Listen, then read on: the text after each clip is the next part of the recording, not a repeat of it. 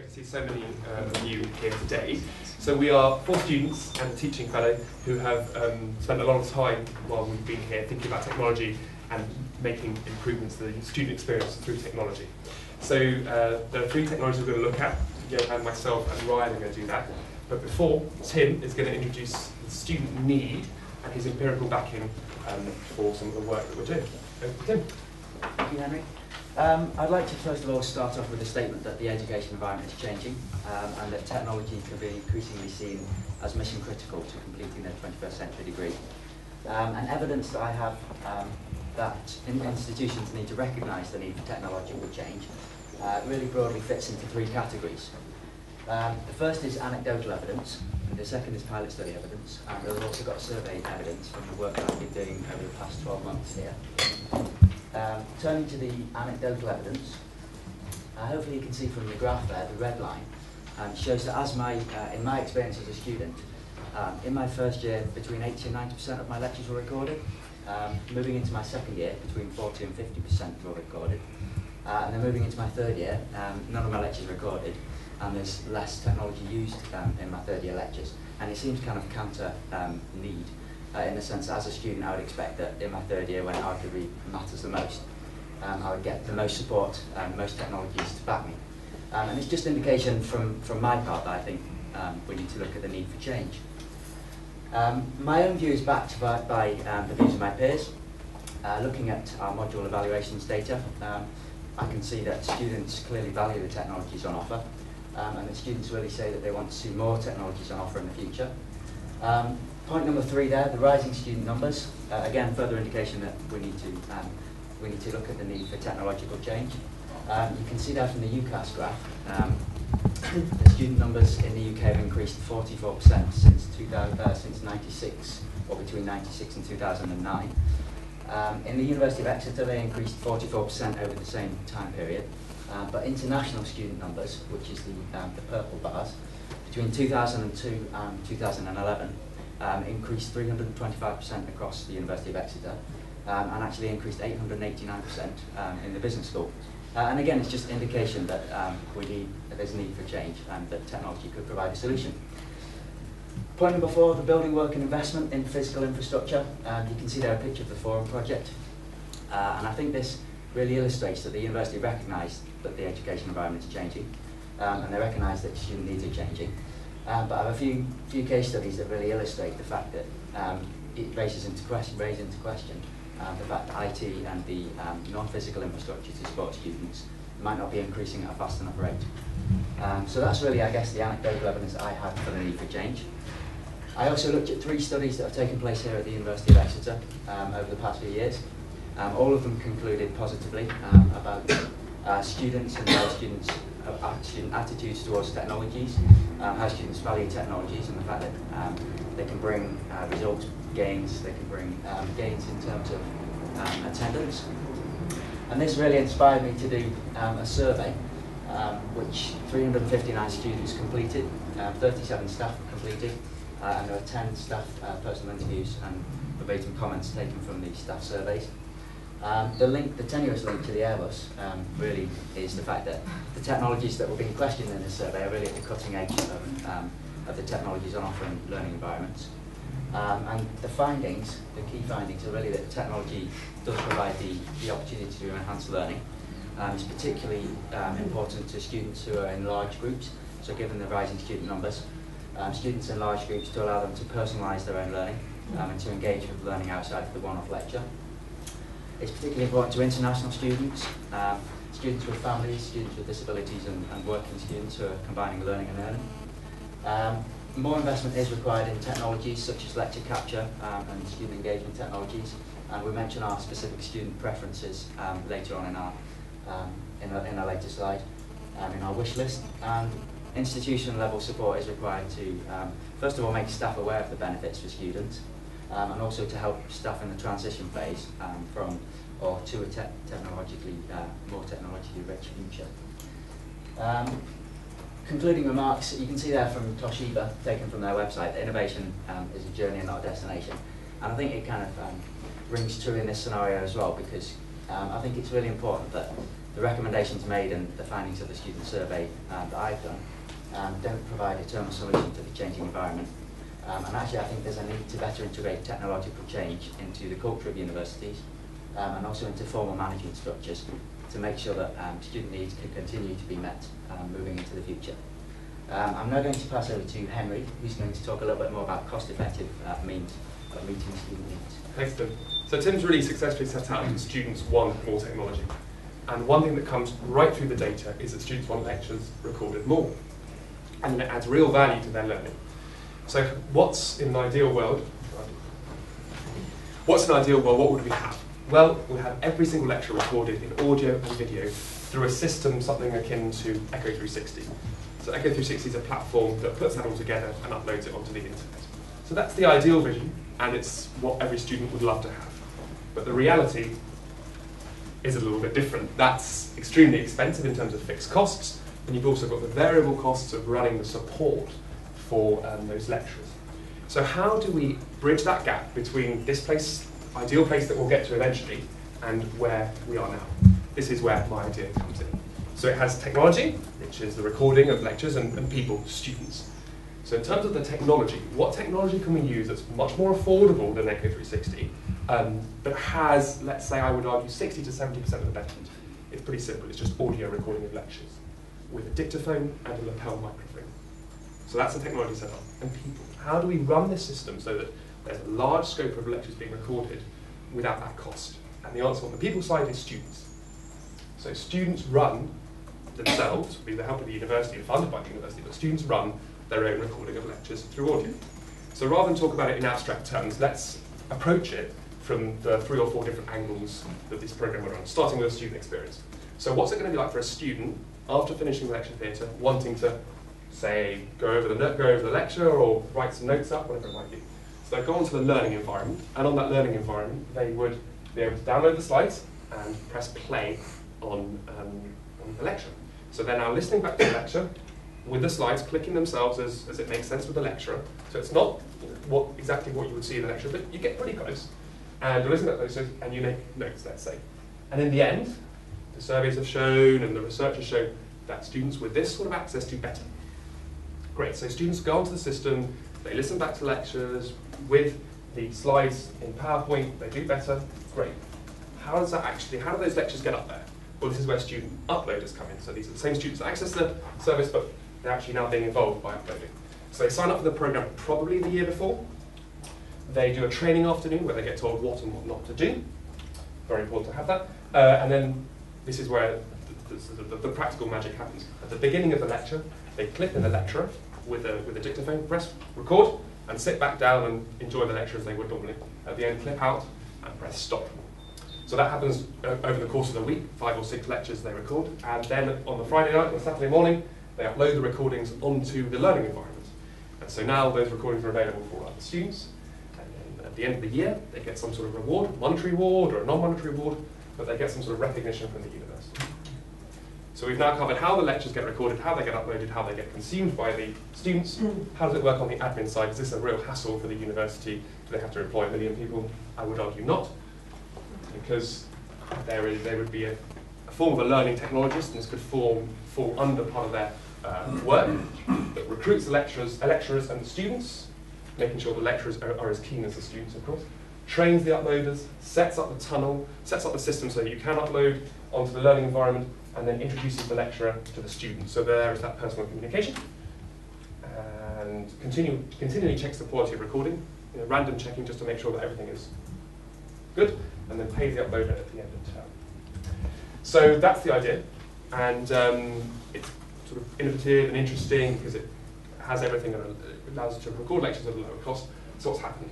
So I've proposed it a few times at different fora, and it's been warmly greeted by the business school and taken forward. Unfortunately, due to some technical issues, there is less progress than I would like to have been made on it, but nevertheless, I'm keen that it advances. And this is a great forum to share this idea with others because it's, to my mind, very simple to take up and really effective.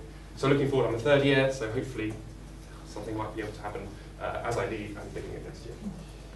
And that's the recording of lectures. Now Ryan is going to look a little bit at what happens inside the lectures with clickers. Thanks for that, Henry. Well, it was our Student Guild president who said on BBC Local News a few weeks ago that engagement is a core part of the Exeter experience. And the outcome really of our debate downstairs was that technology certainly enhances learning, and these clickers, beyond the video technology, can engage students actually during the lecture process. So these clickers are used through Microsoft PowerPoint. It's a very intuitive system. It's a very simple one to use, in fact, and quite a cost-effective one at the same time, enabling the mass of the audience to respond to the lecture, and for the lecturers in particular to find out what is understood, what isn't understood. And that, I think, is the core benefit, because without it, you are leaving the students perhaps not understanding lectures, they're leaving there unengaged, and as we discussed downstairs, trying to bring students into the process of understanding and also aiding each other. The clickers are one tool which enables us to see what is understood, what isn't understood, and to move forward as necessary. Now, the particular way that they use here is through multiple choice questions for revision. Of course, you can also use it for lecture feedback and for peer review at the end of presentations. And we've got a couple of slides actually as an example in a minute. But what I'm broadly covering now is the capability, usage, and then I'll look at the potential of them. So the way that they've been used, as I've said, is through multiple choice questions, but through Jennifer Wren's module Theory and Practice of Management, we've actually seen a practical application of students taking the technology out of the hands of lecturers and using it themselves in their presentations, which of course enhances them and engages their audience, which is a development certainly just from last year when I did the module, and we presented more prosaically, I suppose. So being able to use the technology themselves is, as I said, a practical example of what we discussed downstairs, of students engaging with the technology and becoming, as we call ourselves, learning champions. Perhaps rather self-congratulatory. So now we'll... I don't think so. No, I don't either. I think we should have a couple of examples here of the slide of what we do, and we've got a few of these clickers around the room. So if you'd like to respond as per the number on them, we can see who's in the audience. This is typical, and we've got a dongle here, so although the technology isn't inbuilt, it's transferable, you can bring it around. It's very portable. And then we'll close. Yeah, the responses are going up, as you can see. All right, so yeah, we'll close the polling when we're ready. It's going up still. I think close it there. Yeah. So, and there's your response. Now what the lecturers actually get is an Excel file which they can save, and which retains all of this data in many different forms and graphs. And that can be used historically to find trends and to also understand maybe across the course of an entire lecture series what is understood and what isn't understood. Maybe the same slides can be run twice to see where improvements have been made. And this is all possible just through the wide-scale data accrued by these clickers, which builds upon the qualitative data of hands up and spoken feedback. So we'll just have another go here. The most important reason students like digital content is, please respond when you're ready.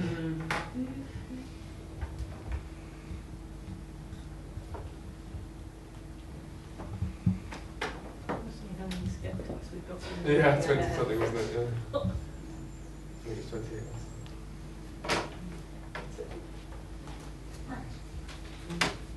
It just takes a minute to... There you go. Yeah. Well, the clickers get beyond the problem because they mold with the video technology Johan's going to talk about in a minute. And these are a piece of the engagement that you need to be in the room to follow. A turning point you can use not just for multiple choice questions, but for assessing videos. There's a feature called Turning Point Anywhere, where you can say there's a marketing poster someone's created, and you can assess that through it as well. So there are many different functions, but this is just an example of how we use it here, and it's been a very positive tool for me, particularly with revision in courses, marketing, accounting, many different ones. So thank you. I'm going to pass on now to Johan. Thank you. So far we've looked at a lot of what you do in the lectures, recording lectures, engaging students, but of course there's the other side, which is the tutorials and seminars. And that's when these cameras, that there's a few around, I don't think we have one on every table, but feel free to play around with them just to see how simple they are. And yeah. So how have they been used so far? Well, we've had help with Jenny here, who's helped use them a lot so far. And firstly, we've used them as a way of recording presentations, just like ours is being recorded here today. So during the tutorial, you would have a group %. Everyone else, there would be one person in the room recording it, which would then be, the recording would then be made available for everyone else to see. So you could peer review it and give feedback in their own time as such. It's also great for revisions when you want to go back and see, oh, what did they say in the first week during that presentation, which I know a lot of people struggle remembering in the end of it. Then there's also the other skills you gain, which is presentation skills. We've had a number of case studies where we've had students who've never done presentations before in their whole life, which have come into these and they've been really scared about doing presentations. And in these cases, we've made the cameras available for some of them to take home, to practice, to watch themselves, see what they're doing wrong, what they're doing right, so they can gain that confidence. And that also builds into the whole tutorial. People are more prepared for their presentation because they know, oh, we're being video recorded. This is just not a once-off. We can go back and look at this later on. So more confidence, more, yeah, just people are more prepared and more confident. So then, how does this whole thing work? It works a lot like Henry's said before. Yeah, okay, I'll talk over that. There is a student champion or video champion who in the beginning of term gets one of these cameras, gets responsibility for them. They're small, you know, they're easy to carry around, doesn't really take up any place, they're easy to use. They have a USB stick built right into them, you just plug them in, download easily. And then at the end of the week or whenever they feel it's appropriate, they would then upload it. So we've tried a few different things. We tried uploading it to Facebook because we know everyone's on Facebook nowadays. And there's a few copyright issues and who can access it.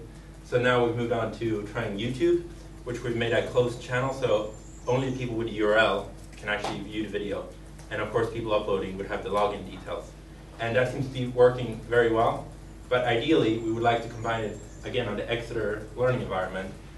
So we have the recorded lectures, maybe some data from the turning point, and all that just combined into one simple to use way. But of course, that's going to cost money and you need space. But these cameras are a cheap way of really getting things captured. They don't cost very much, and yeah, it's really easy process to use.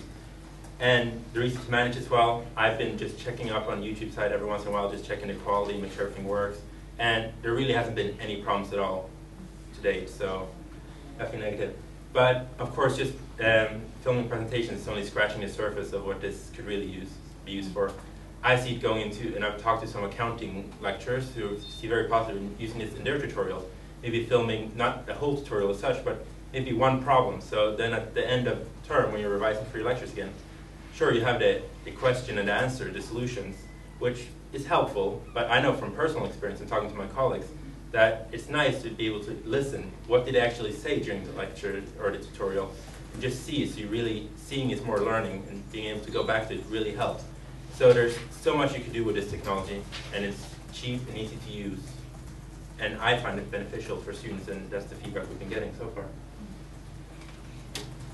Okay, so we've looked at the need for change. We've done some studies of what students want to see in terms of change. We've talked about some of the pilot projects that have gone on here at Exeter. And really we've got our wish list. Now I'm looking and just reading from the slide what we would like to see and what we believe we have evidence that supports other students would like to see is all lectures recorded. As Henry's mentioned, audio recording possibly providing an easy and cheaper transition, a stepping stone for the transition to video. We want to see flip cameras and more made available with support for students and staff, especially relevant in tutorial scenarios. Number 3, we want to see clickers in all lecture theatres. And then number 4, as I mentioned previously, technological innovation and a commitment to technological innovation being built into management structures and the culture of universities to ensure that our needs as students get met moving into the future. I think the next slide is questions.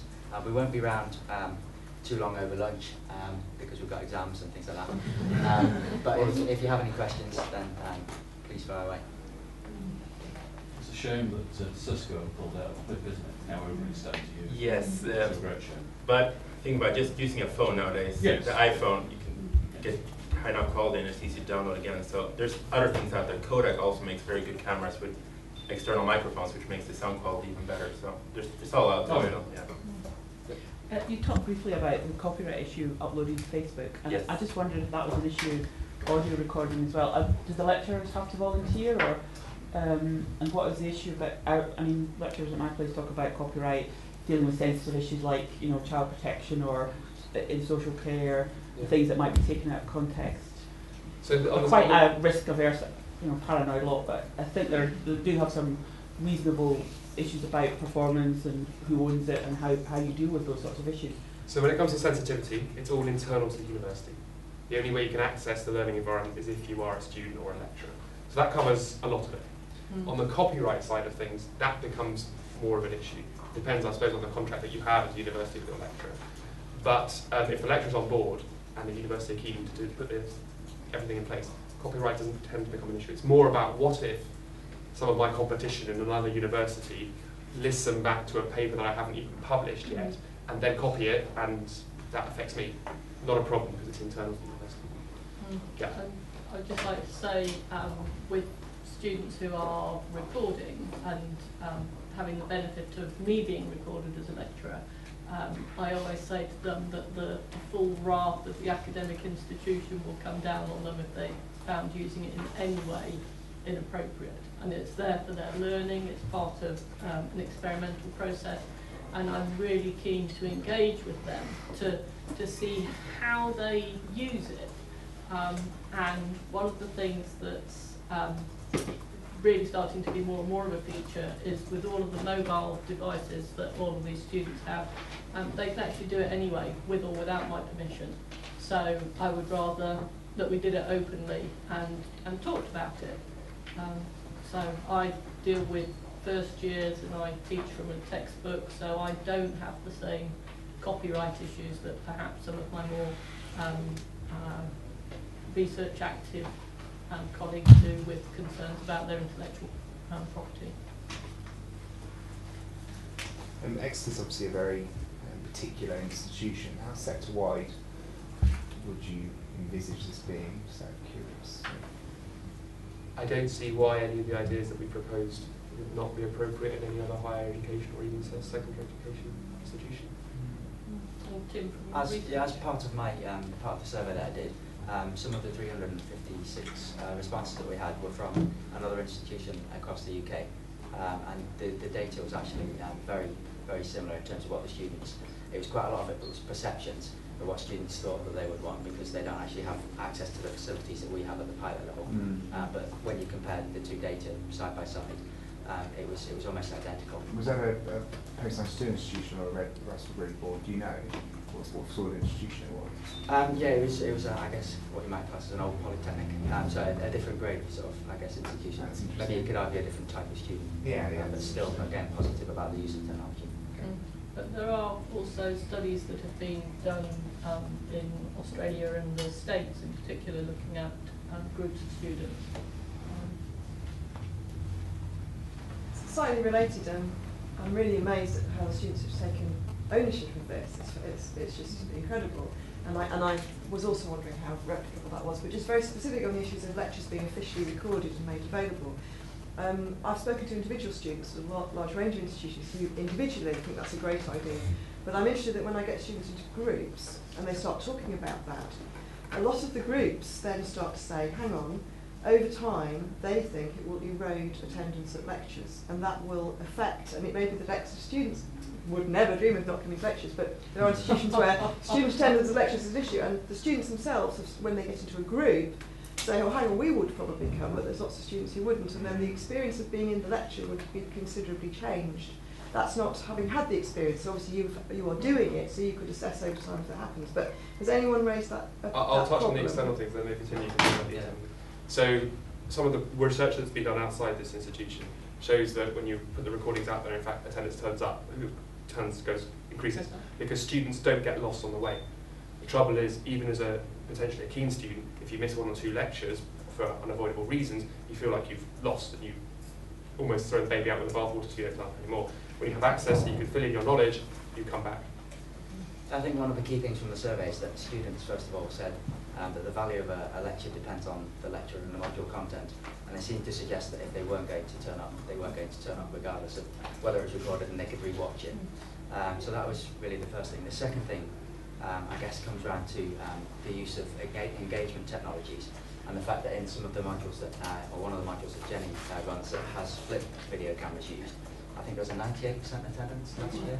And potentially there's the capability to combine lecture capture so that you can review the material for revision with engagement technologies which students find beneficial to actually attend the lectures, so that actually you can kind of offset the potentially negative impacts.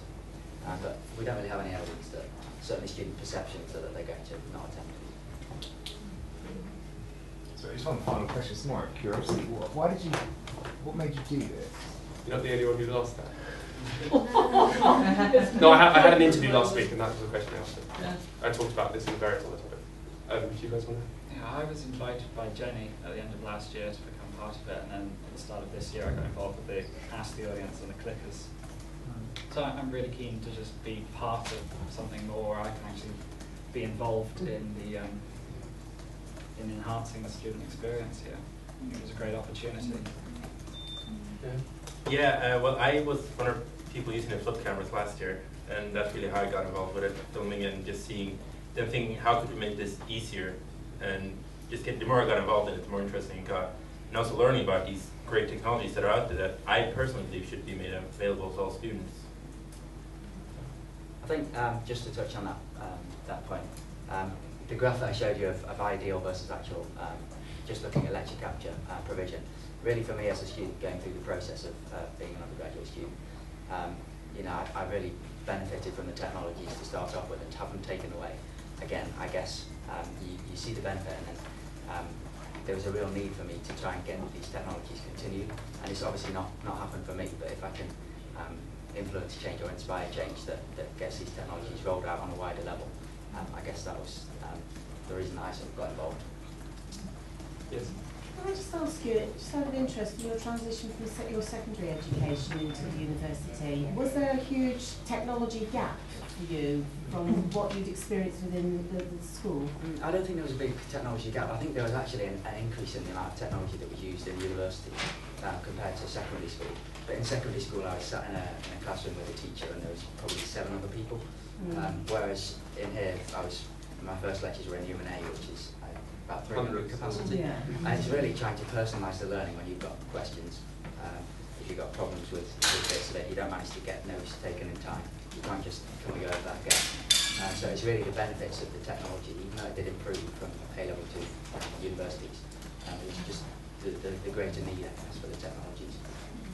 I think we have time for one or two more Well, questions. this is probably quite a boring question to finish on. But just pragmatically, when you were talking about just taking a pure audio feed from the lecture, presently before the transition from video only, and then that is then not actually manually synced with the slides, but the slides are put online, the student can then sync the audio to the slides. How does that? Does that work okay? It works quite well. Right. It's not as good as having it all fully done. Yeah. But then the practicality of getting everything fully done, I've explored. Sure. Yeah. So as we conclude, we see it as a transitional scheme. It's very effective to fully all video. Maybe one more. What have all of you learned about the change process? What if there's one thing? Do you feel that you can make a difference, or it's harder than you thought, easier than you thought? I think it is possible to make a difference. It does take time, and there's a lot of people to convince along the way, but it is possible to make a change even as a student, and I think that's a very good way Exeter actually allows people to make a change. I think a lot of people around different universities would like to have the same opportunity as we have. I think for me it's just don't underestimate the value of students. And actually getting students together to do some of the work for you is actually, as Henry's illustrated, and as we've been talking about, can actually get a long way towards achieving what the students actually want and need. Yeah. It only takes a small proportion of students, which is what we are, to make a potentially big difference. Are your officers in your student union? You should be. It's been suggested to someone. Great, well thank you very much for coming. know that Son and I won't be around even after this session, so if you want to grab us for questions, then now's the time. Otherwise, our email addresses are in the book. Thank you.